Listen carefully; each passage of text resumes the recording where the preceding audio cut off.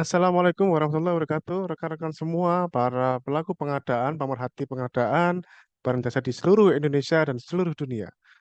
Pada video kali ini, izinkan saya secara singkat mengemukakan sehubungan dengan eh, kejadian akhir-akhir ini, ya apalagi yang hari ini, khusus hari ini pada saat video ini direkam, sedang rame-ramenya eh, Provinsi Lampung dibully dalam tanda kutip ya sampai didatangi presiden dan sebagainya. Menurut saya itu adalah salah satu faktor penyebabnya adalah eh, kurang cermatnya dalam menentukan prioritas, dalam menentukan prioritas paket-paket pengadaan barang jasa dalam sebuah anggaran yang sudah ditetapkan. Menentukan prioritas memang bukan hal yang mudah. Banyak faktor dan seringkali faktornya justru lebih banyak faktor X-nya daripada uh, faktor positifnya, faktor konstruktifnya. Lebih banyak dipengaruhi oleh faktor X-nya. Namun biarlah ya, saya tidak berbicara dari faktor yang negatif. Saya akan berbicara dari faktor positifnya. Izinkan saya menyampaikan, dan semoga video ini membantu para pengambil kebijakan dan para analis-analis, para ahli-ahli di masing-masing daerah, di provinsi, di kabupaten, di apa, di kota ya, wali kota, kabupaten, wali kota, provinsi ya, untuk bisa mempertimbangkan membuat prioritas berdasarkan teori-teori yang ada. Jangan meremehkan sebuah teori, karena teori dibuat berdasarkan jam terbang dari para ahli dunia. Oleh karena itu, pada video kali ini saya membuat paparan sederhana, menunjukkan kepada Anda teori-teori yang bisa Anda gunakan dalam menentukan prioritas sebuah paket-paket pengadaan di luar yang biasa kita kenal kadang-kali ya. Ika, izinkan share screen. Berikut ini adalah paparan saya mengenai teori-teori untuk menyusun prioritas paket pengadaan barang jasa. Barangkali di modul-modul kompetensi ya, Anda akan mengenal teori-teori seperti supply positioning model dan sebagainya. Ini adalah teori yang di luar itu ya. Dan silahkan Anda para ahli di masing-masing pemerintah provinsi, pemerintah daerah menggali lebih dalam lagi teori-teori ini sebagai metode metode yang lebih akademis dalam menentukan prioritas. Dalam menentukan prioritas tidak berdasarkan titipan, tidak berdasarkan faktor X, tapi berdasarkan literatur akademis yang dari pendapat ahli yang kemudian disusun sebuah prioritas sesuai dengan visi misi gubernur, bupati, wali kota. Saya menyampaikan ada apa namanya beberapa teori di sini. Ada empat teori yang akan saya kemukakan. Pertama adalah teori analisis biaya manfaat, cost benefit analysis (CBA). Silahkan para ahli di pemerintah provinsi, gubernur, wali kota gunakan teori cost benefit analysis ini dalam menentukan prioritas paket-paket pengadaan. Ya, di situ Anda akan tahu, oh ternyata yang penting di tempat saya itu adalah jalan gitu loh. Bukan prioritas utamanya bukan jalan, adalah bangun jalan, bukan bangun sekolah gitu misalnya begitu. Ya. Semua paket pengadaan itu pasti masing-masing pihak akan ngomong penting. Tapi bagaimana kita menentukan urutan prioritas? Nah, teori analisis biaya manfaat ini bisa Anda gunakan. CBA merupakan metode yang digunakan untuk mengukur dan membandingkan manfaat dan biaya yang terkait dengan berbagai proyek pengadaan.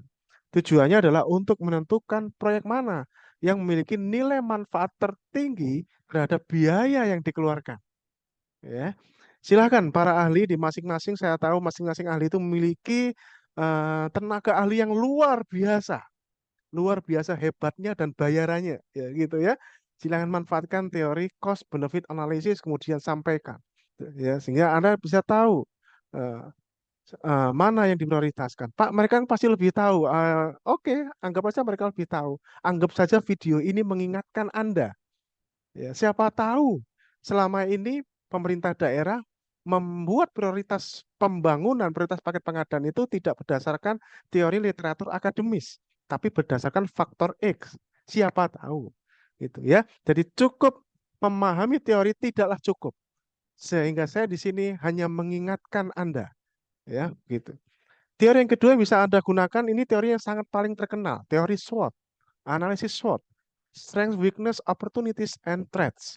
Adalah metode yang digunakan untuk mengidentifikasi faktor internal dan eksternal yang mempengaruhi proyek pengadaan.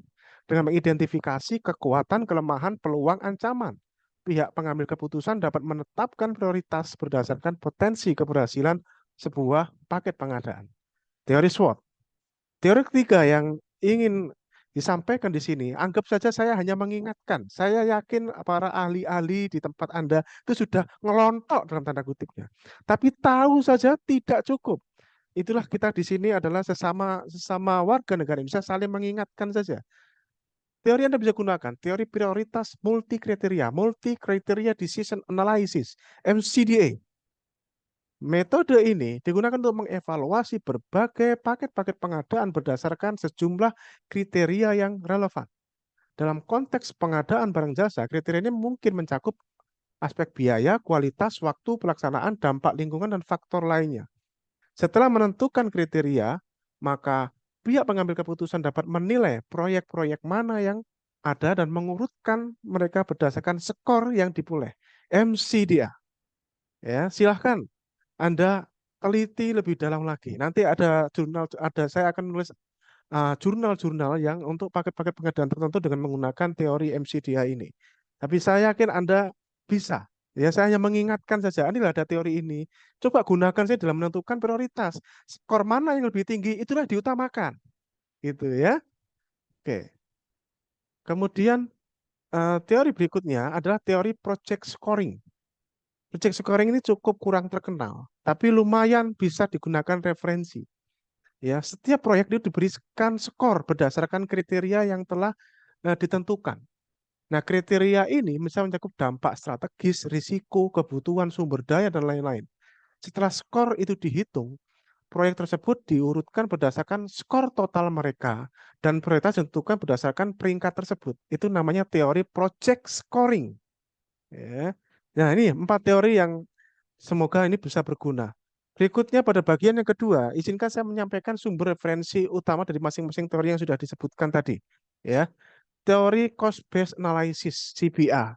Ini Anda bisa melihat dari tulisan Cost Benefit Analysis Concept and Practice, ya, edisi yang kelima dari Cambridge University Press, dari Boardman, Greenberg, dan Weimer. Kemudian juga ada tulisan dari Brand Applied Cost Benefit Analysis edisi yang kedua, ya, Edward Elgar Publishing. Itu teori CBA. Silakan Anda pelajari dari situ. Kemudian referensi SWOT itu dari mana? SWOT itu banyak referensi. Tapi ini yang cukup bisa menjadi mewakili lah ya dari dari Helms and Nixon, Exploring SWOT Analysis, Where Are We Now? A Review of Academic Research from the Last Decade, dari sebuah Journal of Strategy and Management. Di halaman 215 sampai 251 Anda bisa pelajari teori SWOT ini, ya. Sebenarnya tanpa membuka halaman ini pun sudah banyak, ya, apa namanya, di internet mengenai cara menganalisis prioritas, membuat prioritas berdasarkan teori SWOT ini.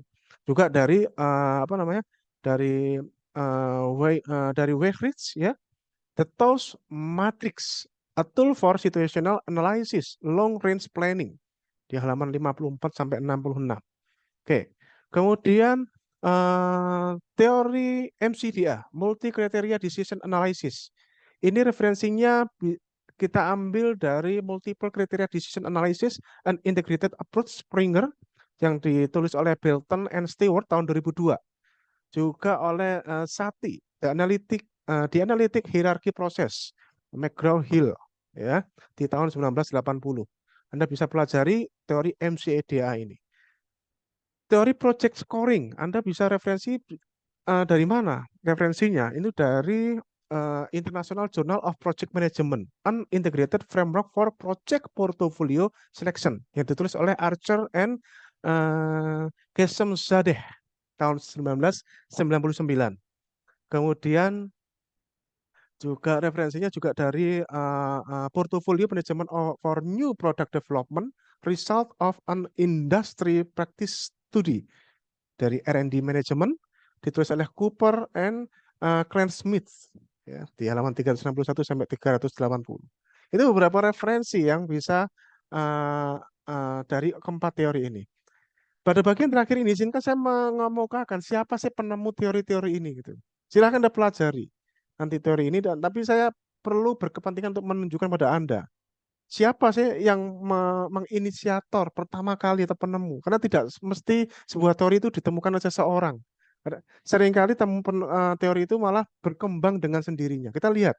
Pertama teori CBA. Sejujurnya itu tidak ada orang khusus yang menemukan CBA ini. Karena metode ini terus berkembang dari berbagai disiplin ilmu dan praktek selama berabad-abad. Namun, beberapa ekonom terkenal yang telah berkontribusi pada pengembangan metode ini ada dua, yaitu Jules Dupuit tahun 1804 dan 1866, ya, dan Alfred Marshall. Dua orang ini yang dianggap berjasa mengembangkan pertama kalinya teori CBA ini. Jules Dupuit itu seorang insinyur dan ekonom Prancis yang dikenal sebagai salah satu pelopor analisis biaya manfaat. Juga Alfred Marshall, ya, 1842 sampai 1924, ia adalah seorang ekonom Inggris yang juga menyumbangkan pemikiran tentang analisis biaya manfaat dalam karya-karyanya. Beliau adalah dianggap sebagai inisiator teori ini, Jules Dupuit dan Alfred Marshall. Kemudian kalau teori SWOT itu diketemukan oleh Albert Humphrey 1926 dan 2005, beliaunya ya. Dia adalah seorang konsultan manajemen Amerika, dikenal sebagai salah satu tokoh utama dalam pengembangan analisis SWOT yang ditemukan pada tahun 1960. Saat itu 1960-an ya, saat itu beliau adalah memimpin proyek penelitian di Universitas Stanford University. Kemudian kalau teori MCDA, Multi Criteria Decision Analysis, itu ditemukan oleh Thomas Alzati 1926-2017, ya.